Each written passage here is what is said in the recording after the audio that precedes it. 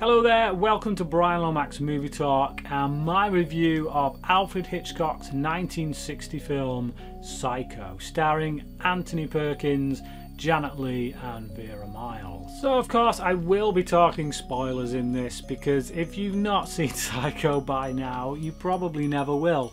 But yeah, it's great. I love it. Is my simplest of reviews. I think this was the first Hitchcock film I ever saw and it just sucker punched me. I was quite young at the time. It did actually scare me quite a bit. Not as much today, but it's still an exercise in how to shoot film. The story centres around Janet Leigh's character Marion Crane. She steals a lot of money from her employer's client and intends to do a runner with her boyfriend to get married and go off and start a life somewhere. So she does a runner and she stops at the Bates Motel. Kind of meets Norman Bates, and it turns out that he's got some mummy issues. Basically dresses up like his dead mother and kills her.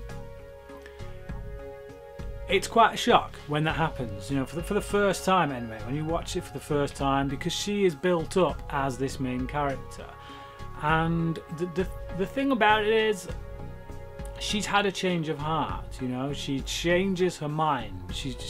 We see her make the decision with herself to go back and give this money back, hand herself in, turn herself over, and there's redemption there. So there's a redemptive story, redemptive quality to this character, but she never gets to show the world that she's redeemed herself. She never gets to show people that she's had this change of heart because she's killed, and that is really the tragedy of the story. So this film is a tragedy in every sense of the word. Like Bates kind of becomes the main character then. So this guy, who runs this hotel that we've just caught up with, it suddenly becomes about him. The focus turns to him.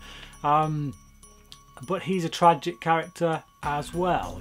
He's got this manifestation of his mother within his own mind. This split personality. He's become his mother because of the tragedies of his past. The relationship there that was very abusive, quite frankly, is the only word for it.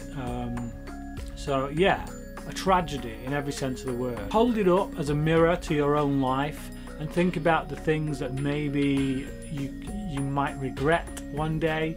It kind of gets you into thinking, what, I should do something about that now. If you have someone that you need to apologise to, go and do it now. If you have something you need to own up about, do it now, because tomorrow it might be too late.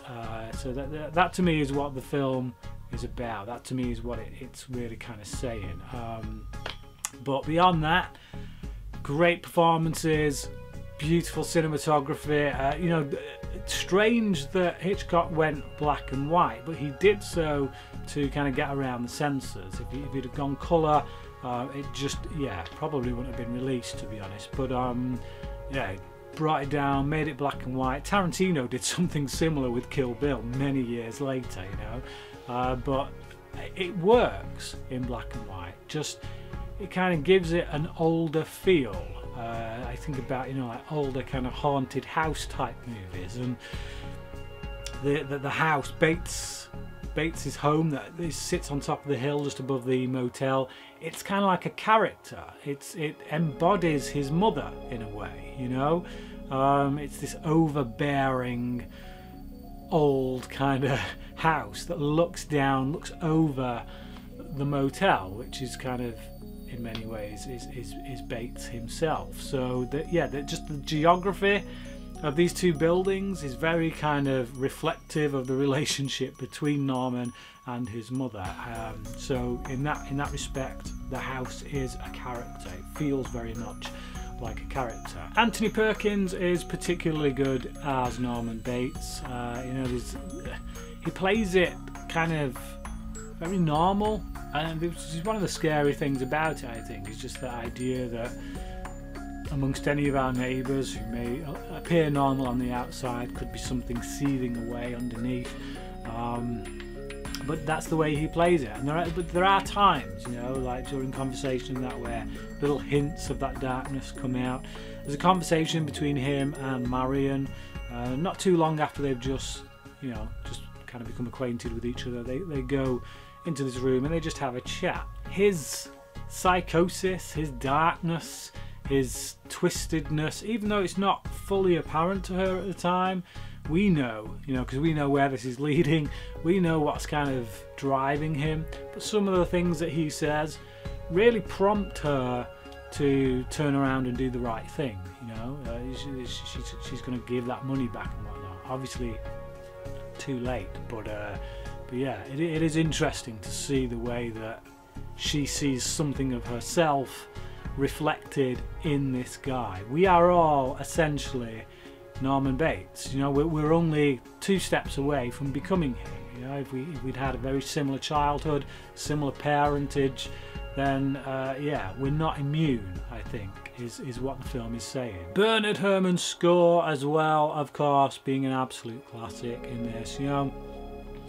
Sometimes the simplest of scores are the best, they're the most memorable. You have a few notes, like in the shower, and it's just like, it sticks with you. It kind of leaves an indelible impression on the mind, and it takes you back to those scenes.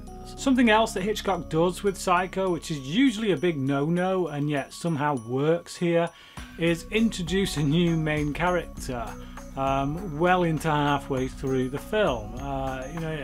We're not quite in the 3rd act, but we're certainly well into the 2nd act by the time that Marion's sister, played by Vera Miles, is introduced, and she kind of becomes the new protagonist, I guess.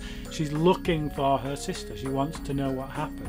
I really like the character. She's strong, she's feisty, and she feels a bit opposite in many ways to her sister. But yeah, I like the fact that they can introduce this character at such a late stage. And even though I'm mourning the loss of Marion, because you do feel that when she gets it, you're kind of like, okay, well, where do we go from here? Who do we root for? And yeah, so it's quite a big position to fill halfway through a film, to bring someone else in and say, right, this is who we're following now. And I think Vera Miles has the chops to pull it off, and I think the character is written in such a way, Hitchcock directs it in such a way that, yeah, I don't have too much trouble jumping ship, so to speak. I love the ending of the film, when we're kind of just coming in on Norman Bates. We've just learnt about what's going on with him, his split personality and all that kind of stuff. But just, yeah, when we're coming in and we're hearing the voice in his head and he's debating whether or not to squat a fly, just because of how it will look to people around him, or her, because at this point it's actually Mother who's taken over and is doing that. It's still, it shows the control that she has over his life, and yeah, it's tragic. It's really tragic, but brilliantly played by Anthony Perkins, who just kind of does enough to give us the sense that there's this woman rattling around up there. We've seen him as this young man who seems quite pleasant, and now, yeah, we can definitely see Mother ticking away in there. But it's brilliantly acted, brilliantly directed, and like I say, kind of bittersweet. Well, not sweet, just bitter. It's tragic. That's the simple fact of the matter. This character is a very tragic character that you can sympathise with.